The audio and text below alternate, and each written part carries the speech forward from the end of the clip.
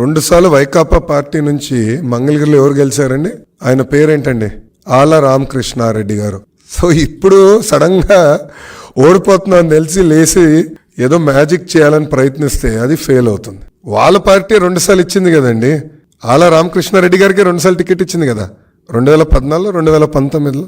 మళ్ళీ నైతిక హక్కు వాళ్ళకి ఎక్కడుంటుందండి? రెండోది, వాళ్ళు ఇప్పుడు ఏం చేస్తున్నారు? ఓడిపోయే సీట్లన్నీ ఇస్తున్నారు బీసీ సోదరులు, గెలిచే సీట్లంతా వాళ్ళ ఒక్క సామాజిక వర్గం ఇచ్చుకుంటున్నారు. అది కరెక్టా అడుగుతున్నా.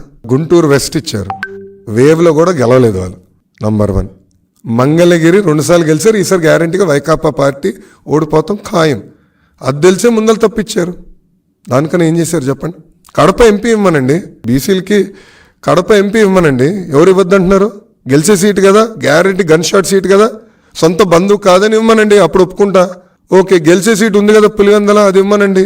అరే ఓడిపోయే సీట్లు బీసీ సోదరులకి ఇచ్చి మేదో న్యాయం చేస్తున్నాం, పొడిసేస్తున్నాం అంటే ఎవరు నమ్ముతారు స్వామి? ఇక్కడ అడుగుతున్నా, ఎవరు నమ్ముతారు? ఇప్పుడు గతంలో గెలిచిన చిలుకలూరుపేట సీటు కాదని ఎప్పుడు గెలవని వెస్ట్కి తీసుకొచ్చి అభ్యర్థిని పెడితే ఎట్లా వర్కౌట్ అవుతుంది? మీరు చూస్తే ప్రధానంగా బీసీ సోదరులకి ఇప్పటికీ పాదయాత్ర ద్వారా వాళ్ళు ఎదుర్కొంటున్న సమస్యలు తెలుసుకుని నేను కొన్ని హామీలు ఇస్తాం జరిగింది. ఆ హామీలకు ఇప్పటికి కట్టుబడి ఉన్నాం.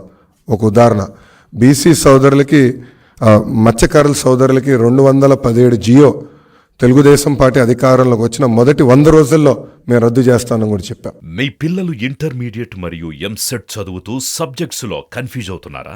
కాన్ఫిడెన్స్ లెవెల్ తక్కువగా ఉందా? రిపీటెడ్ మిస్టేక్స్ చేస్తున్నారా? అయితే మీకోసమే ఉంది Rise app. 1 lakh question bank, performance analysis, online classes by experts, ఇంకా మరెన్నో ఫీచర్స్ తో మీ ముందుకొచ్చింది Rise the perfect guide. Description లో ఉన్న లింకును ఉపయోగించి సబ్స్క్రైబ్ అవ్వండి.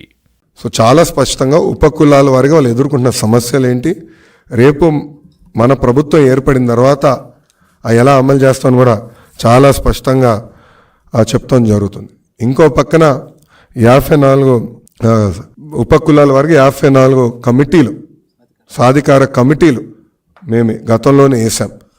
ఉపకులాల వారిగా నాయకత్వాన్ని మేము ప్రోత్సహించాం. వాళ్ళు కూడా ఆయా ఉపకులాల వారిగా మీటింగ్లు పెట్టుకున్నారు, వాళ్ళు కొన్ని వివరాలు సేకరించారు.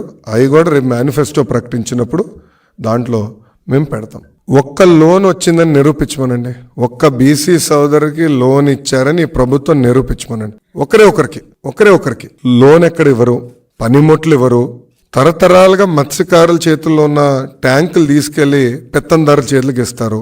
ఇంకా బీసీ సోదరులకు న్యాయం చేసిన ఎట్లా పేర్కొంటుంది ప్రభుత్వం? ఇంకో పక్కనే దళితుల గురించి మనం మాట్లాడుతున్నాం. ఎప్పుడు లేని విధంగా దళితులపై ఇన్ని దాడులు జరుగుతుంటే కనీసం ఒక్కసారి నోరిప్పాడా ఈ ముఖ్యమంత్రి? డాక్టర్ సుధాకర్ ఏమైంది? అనితా రాణి గారు ఏమయ్యారు? ఓం ప్రతాప్, కిషోర్, మహేంద్ర, ఇట్లా అనేక మంది దళితులపైన ప్రభుత్వం దాడి చేస్తే ఏమైంది ప్రభుత్వం? అరే దళిత హోంమంత్రి గారు ఆమె సొంత నియోజకవర్గంలో దళితుల్ని కాపాడలేకపోతుంది. ఆమె సొంత నియోజకవర్గంలో దళితులపైన దాడి జరుగుతుంటే ఆమె కాపాడలేకపోతుంది. ఇంకా బీసీలకు న్యాయం చేసిన ఎట్లా ఒప్పుకుంటాం అండి? దళితులకు న్యాయం చేసిన ఎట్లా ఒప్పుకుంటాం?